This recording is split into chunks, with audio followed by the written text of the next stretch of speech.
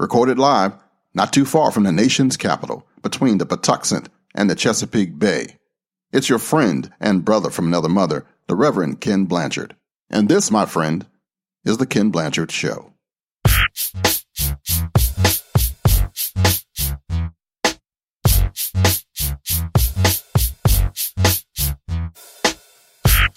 This week on episode number 2, The Top Hat, an update on what's going on with me and what I plan to do, an insight on why I'm wearing a top hat on the album cover, and the graphic novel I'm working on. It. All about that coming up next. Woo! All right, this week I'm out here in the front lawn on Columbus Day. And the sun is shining. It's about 70-some degrees, and it's beautiful fall day. It's been a heck of a week, a good week.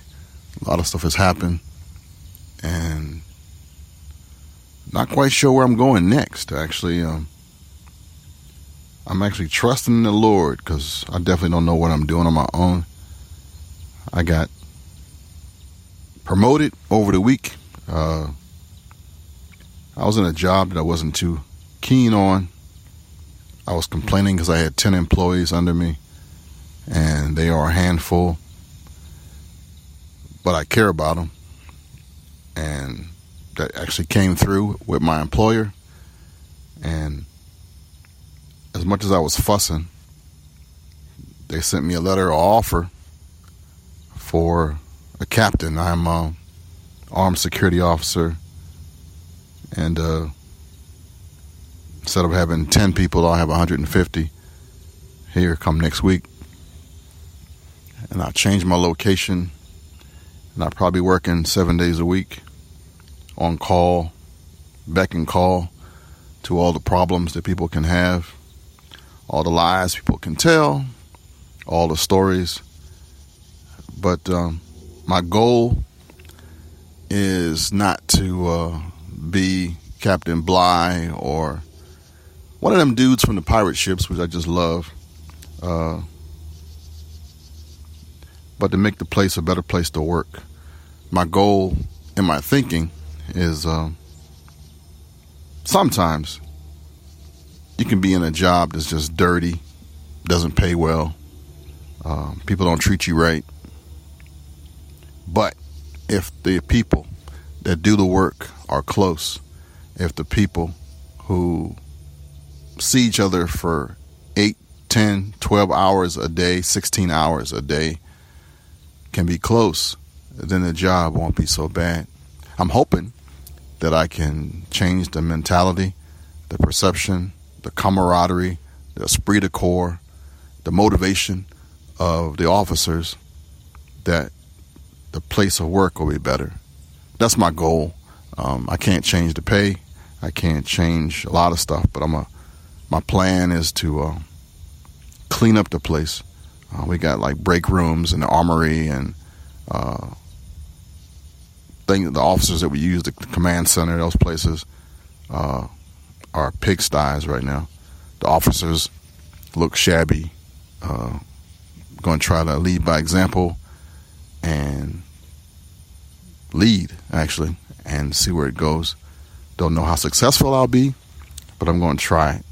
And again, I'm probably telling you this just so that you can remind me of what I'm trying to do when I get frustrated in about 2 weeks from now.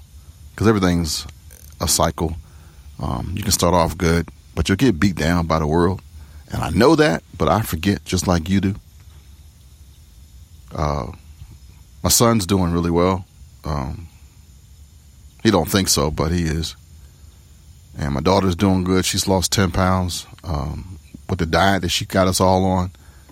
My daughter is a chef, not by career. She went to school for that stuff, but didn't do it as a profession. But she's bringing it all back in the kitchen. That's what I want to say. It's pretty sweet to have a chef in your house, because she's making food that I would never eat. Tastes pretty good. And diets suck. I don't care what nobody says. When you got to change your diet for your health, it's not a fun thing because you got to give up stuff like Cold Stone ice cream, which I adore, like once a week or maybe once every 2 weeks. A couple of glasses of wine. What else am I? Oh, pumpkin muffins. Oh man, I love those. And coconut cake. Oh my goodness. But I'm on this thing called the keto. As I told you, I'm trying to search for my 6-pack. And believe it or not, I can see a crease again in my stomach. I think you need like one line vertically and then one line horizontal before you get like a 4-pack. I got a horizon going. I got a crease that might become something. So I ain't there yet, but man, it feels kind of good. My face has got slimmer, according to the wife, and she looking at me all googly eyed again. So that's kind of nice, actually. My grass is dead on my house. We just jumped from diet to lawn, right? But I'm out here watering it now. Just got to finish. Had some lawn treatments done to it. Seeded it again. I don't know. All is well, actually, in my world. There's a Second Amendment rally happening November 2nd at the Capitol. And it's kind of funny because we tried this thing about 2010 and had moderate turnout. There's a guy, Skip Coryell, really good guy. He's a publisher, White Feather Press. He published my book, Black Man with a Gun Reloaded. And he put his heart and soul into that thing. And I don't think it turned out too well. But this time, 9 years later, some new folks, some grassroots activists, spearheaded by Rob Pincus of, Rob Pincus, 2AO.org guy, ICE. He's trying to get all the grassroots folks together like herding cats sometimes because we are alphas and we don't follow anybody's lead. We make our own. So he's trying to keep us all going in the same direction. I've been laying low with this thing, actually, because this is in my hometown. So if it's bombed, I'll ride down there and ride back home. But it looks like it's going to go. Kind of happy about that. Just to see people that are involved in something bigger than themselves is a cool thing. And what else is happening? The wife is getting ready to retire, so she's all ablaze about that, getting ready to change her life. We were actually thinking about leaving this area for a minute. So I picked like 5 places that would be nice to move to. Spot on the coast in Texas was looking good. The Virgin Islands was looking good. A couple spots in Florida were looking good. Spot down in South Carolina was looking good. Even a North Carolina spot. And I think every place I picked in the last month, not last month, but last 12 months to a year, hurricane or natural disaster has taken it out. It's been really bizarre. So I'm taking it as a hint from above not to go anywhere right now. So if you want me to bring some doom to your area, suggest that I live near you and you'll have a hurricane, a tornado, or a plague hit your spot, almost guaranteed. So I'm like 5-0 right now. Which, coincidence? I think not.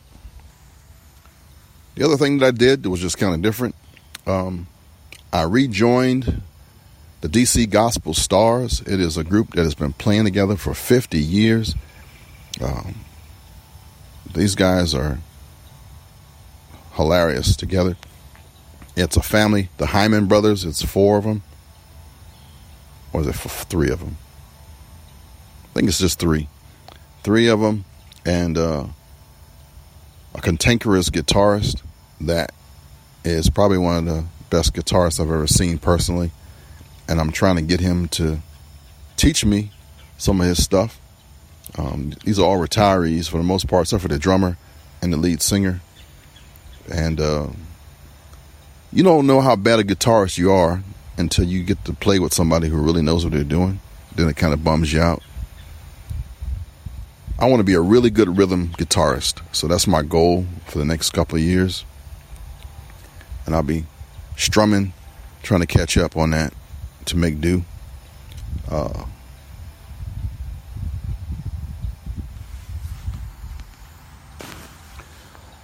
Another one of my challenges is I'm trying to build a better podcast. So you've seen, or if you've noticed, the Kenn Blanchard show has a new URL. You can save it, send it, share it. Kenn'sPodcast.com, KENNS podcast.com. If you want to share this crazy podcast, which I got to tell you, it's going to start off slow, and I'm hoping to make it really rocking and better as time goes on. Contacting some of my folks from How to Prevail. We had a nice emergency prep thing going. It wasn't the rednecky stuff you always hear. It was common sense stuff to help you survive and do better no matter what. And I'm contacting some of the guests that I had that were on point to line them up for interviews to come. Speak Life Podcast, while I'm at it, speaklifepodcast.com. Still doing well. This week's episode talks about that loop that we get into. Sometimes we get stuck in stuff, how to get out. And one of the good things about podcasting is you get to record a time-shifted message. It might not be for you now, but if I can share some wisdom with you, it might be applicable in the future, Speaking of applicable, my friend, Peter Blue, now pastor of St. Matthew's Church in District Heights, right behind, on Brooks Drive, right behind the Oak Crest Towers apartments. Beautiful big church, old school as heck. They got ushers still marching around and all the traditional gospel stuff. But it's a young dude that's the pastor of it, and he's merging the old with the new. I'm really proud of that guy. I don't tell him enough of how proud I am. He don't need me to tell him that, but he's always been on point for the Lord. He really tries, and I'm hoping and praying for him that he don't poop out, But look for St. Matthew's Baptist Church if you're ever in the Maryland area. You'll find me there on Sundays probably. I don't do anything yet. I'm just chilling. Just give my man emotional support. Maybe doing some video and try to get some social media work for him to help build the church up where he's working, because that's what I do sometimes. Still loving podcasting. That's why I'm here. Still loving sharing a good word, a good encouragement. Went fishing on Saturday morning. Well, it turned out to be afternoon. Went down to Solomon's Island Pier and had some crazy stuff happening. There was a giant flood happening this week in Annapolis and Point Lookout. All the tributaries of the Chesapeake Bay and the Patuxent River were flooded. Have no idea. It didn't even rain, but the water was probably 2 feet higher than it ever has been. And the fish must have went elsewhere because I didn't catch a thing, but I didn't care. I got a chance to sit on a dock like Otis Redding on the dock of the bay, wasting time, and it was a good thing. I stood out there for about 2 or 3 hours and drove back home. A lot of air, a lot of breeze, a lot of good times to reflect. So I'm refreshed. I feel pretty good. I just want to share with you that make sure you recharge. Don't push so much that you don't forget to rest. Even if you're a workout king, rest is a part of that. Even God rested on the seventh day. So make sure you rest too. All right. One of the things I want to do this week is let you in on the process of me writing a fictional story. This one I call Top Hat. And there's a story about the top hat. I want to share that with you. You might have noticed it on my Facebook page. You might have noticed it on the album art for the new Kenn Blanchard show. When I was a kid, I always saw a guy wearing a top hat as being a banker, a wealthy person, businessman. I mean, like up there, billionaire, not just a regular rich guy. I always wanted to be a top hat guy. And then the top hat guy always had a stogie in his mouth. He had a cigar because he was, again, making bank, right? So even at 2 and 3, when I'd come out of church, I'd buy a bubblegum cigar. So I've been holding cigars between my fingers for a long time now. When I was in the Marine Corps, I'd buy one on a Saturday on Liberty and walk around the mall with it, stinging up the joint like with a Tampa Red or one of those backwoods things. I didn't really have a real cigar. I didn't really know what I was doing, but the idea still was a thing for me. And then didn't touch it again for years and years, probably not until about 4 or 5 years ago. But let me tell you how this story unfolded. One day I was doing some research. I was looking through, different images for stuff. And I was thinking about looking for a ring with a top hat, a skeleton, and a cigar. And it exists. And I'm like, wow, how cool is that? If I'm not the first one to think of that, what does it mean? Have you ever seen it? It's a skeleton with a cigar and a top hat. Well, I started doing some more digging, and I found out that that person or that image is older than me, and it's a religious symbol. It's Haitian voodoo. And the guy is known as Papa Legba, who serves as an intermediary between the LOA, I'm not sure whether that's Loa, and humanity. He stands at the spiritual crossroads and gives or denies permission to speak with the spirits of Guinea. And according to the Wikipedia, he is believed to speak all human languages. In Haiti, he's a great speaker, eloquent. Legba facilitates communication, speech, and understanding. He's also commonly associated with dogs. He usually appears as an old man on a crutch or a cane, wearing a broad-brimmed straw hat or smoking a pipe or sparkling water. And the dog is sacred to him. Legba is synchronized with St. Peter, St. Lazarus, and St. Anthony. And I'll talk about that some other time. But this figure is in African history as well. In Benin, Nigeria, and Togo, Legba is viewed as young and virile trickster deity, often horned and phallic, and his shrine is usually located at the gate of the village in the countryside. And alternatively, he is addressed as Legba, Ataban Legba, or Antigaban Legba. Papa Legba. Who would have knew, right? Now, you've seen this guy in movies, too. Yeah. Papa Legba, the black man, is throughout the history of the blues. Isn't that something? In that movie with Crossroads, remember with Ralph Macchio? He appeared at the Crossroads. In modern times, he was in the cartoon, The Princess and the Frog. He was the Shadow Man. Top hat, black dude, deep voice. Well, what does that have to do with me? Well, the basis for my graphic novel, my comic book, my fictional story that I'll be writing here soon, is what would happen if the spirit of this Legba was seeking to take me over, to possess me, to use me to come into this world. Or if he already had, and I just didn't know it. That's kind of creepy, right? Well, see, over the years, and as I learned about this Papa Legba guy, I saw a lot of similarities. I saw how I have a pretty good talent for languages. I can learn a foreign language really fast. I love to speak. Papa Legba is often, he's Haitian, so my name is French, Blanchard. He loves smoking cigars. Let's see what else in there. Loves dogs. What else we got in here? Often in his logo has many crosses which that kind of threw me off because I thought being spiritual would be a negative.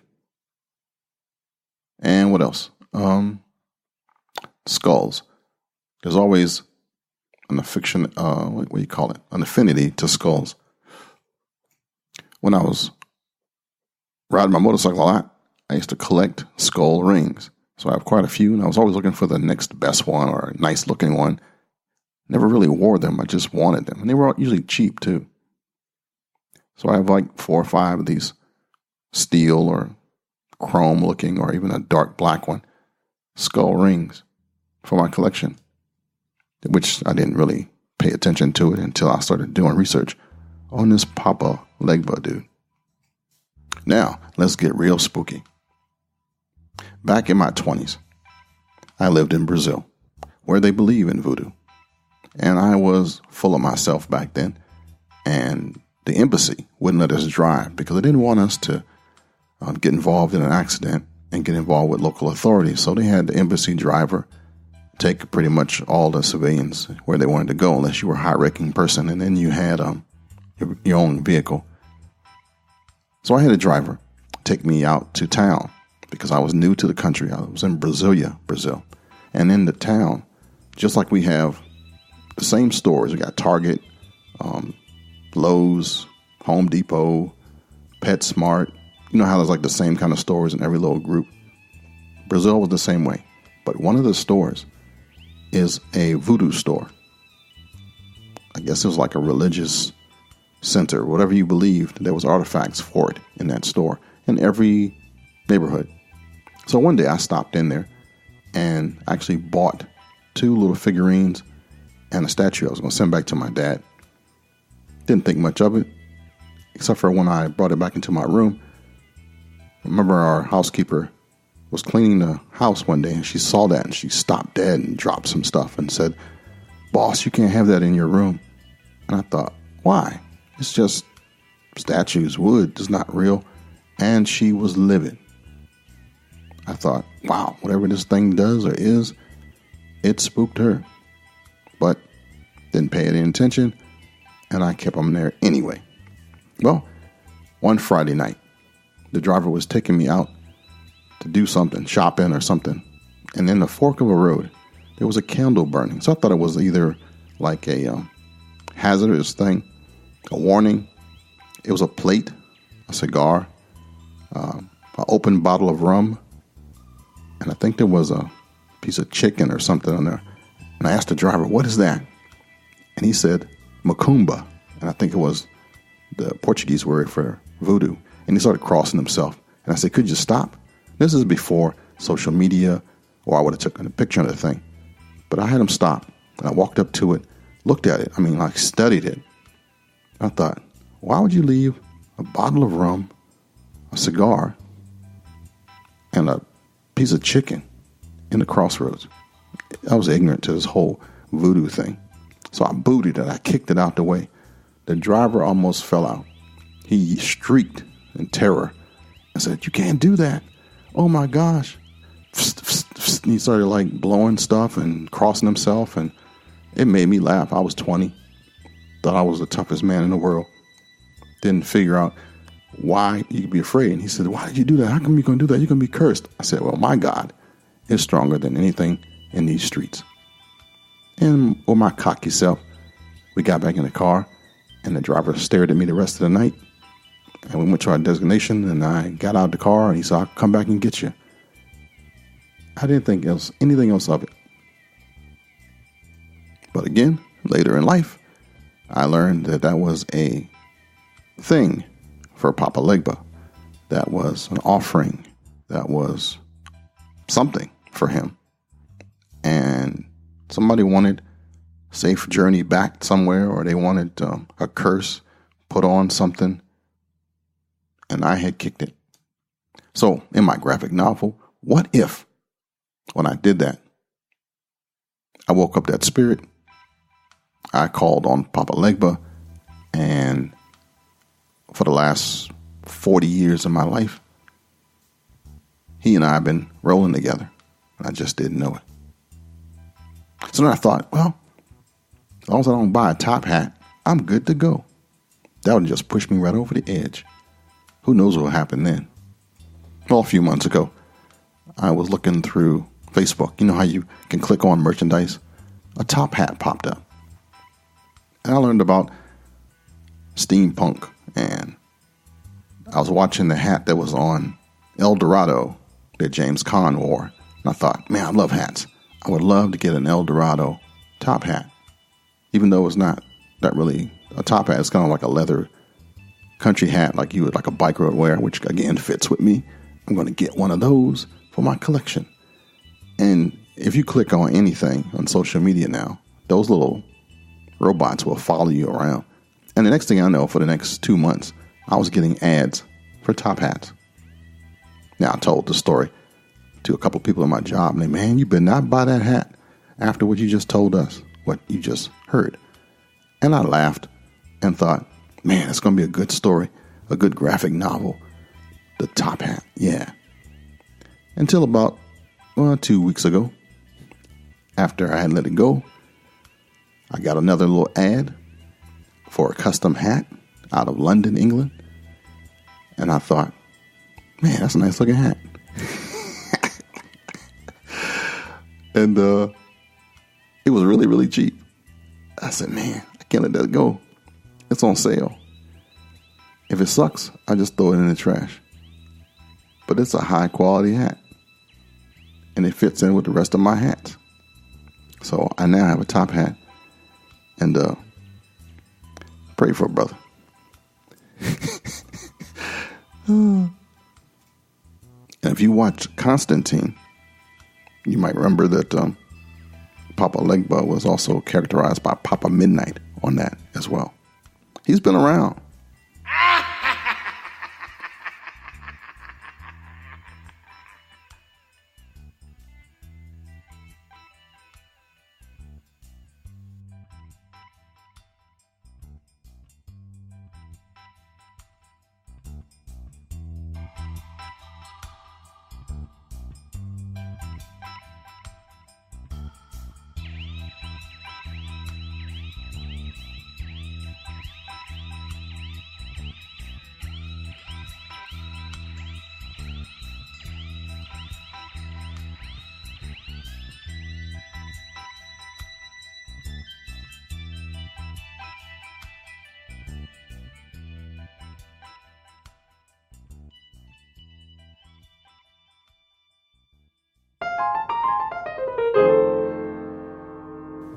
This month's sponsor is The Sportsman's Guide. The Sportsman's Guide is an online retailer of hunting and fishing gear, military surplus, ammunition, and outdoor sporting goods. Did you know that the first catalog for this thing came out in 1977, and it's been around a while? If you're into the outdoors, I want you to check out this link, which is in the show notes, and every time you go to the link, I'll get credit for it. And if you buy something, woo, you might help a brother out. Sportsman's Guide is our affiliate for this month on the Kenn Blanchard Show. Check out the link. Click on the mug. Make your voice heard. Let me know that you're there. Show support. Is that show support? Show support. Sportsman's Guide. Look for that link, y'all. All right, that's it for this week. And remember, the man or the woman who conquers themselves is greater than the one who conquers 1,000 men in battle. And that is from the Buddha. If you like the show, tell your mama. Shalom, baby.